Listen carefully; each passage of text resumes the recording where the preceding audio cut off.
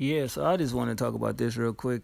I think it's very interesting that, Jackie-O came from an era of when sex basically sold when it came to women, but now she's turned over her life and, she's given her life over to the Lord basically and got over her past life and she's in the medical field now.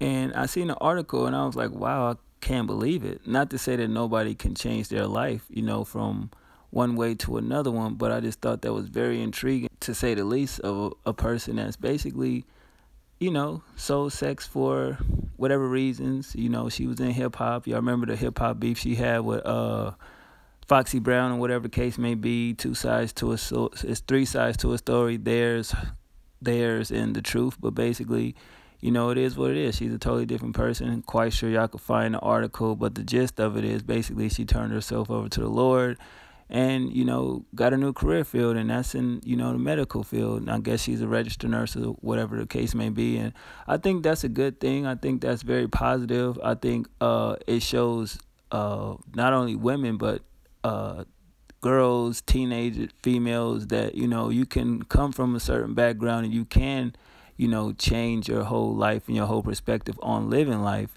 and do something positive the rest of your year. So I definitely feel like this is a good story. I feel like a lot of people should go check it out, read it for themselves, and do your background check on who Jacki-O is.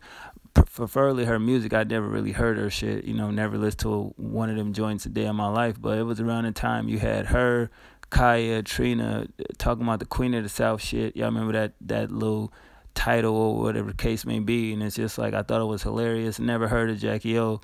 Kaya had one fucking record, and Trina was basically popping. You feel me? Ever since that Nan record with she was on with Trick Daddy, so I thought that was pretty hilarious. And other than her fight with Foxy Brown, but fast forward to 2016, and she basically turned her life around. I think this is dope, like I said, and I mean a lot of people probably won't pay this no light attention, so therefore that's why I feel like I should talk about it. And I think that a lot of females should really look at her and admire her, not for her beauty or the lack of, but the integrity she had to just decide to, have God come in her life, and she awakened, what some would say, and basically walking down the right path, of righteousness, some would say, but not trying to sound preachy. It's a positive thing. I think that female rappers in particular get a bad rep sometimes. I'm not really on their side. I'm just saying, like, if you don't show this or do these type of songs and visuals, then you won't be accepted in hip hop. And I definitely think that's bullshit. We have great artists like Lauryn Hill, Queen Latifah, MC Lyte, so forth and so on. And I always felt like I never understood that in any era that a woman had to do certain things of that nature to actually get accepted in hip hop, when it should be about your talent, not what your appearance look like. You know what I mean? So I don't know. I just wanted to speak my piece on it. Y'all let me know what y'all think about it. If you ever heard of Jacki-O, if you haven't heard of Jacki-O, let me know what you think about it. Just a quick little vid real quick, and shout out to all the women that's, living the right way. And even the ones that's living a negative way, just know you can always turn over and, turn your life over and do something positive with it. You know what I mean? But that's just my take on it.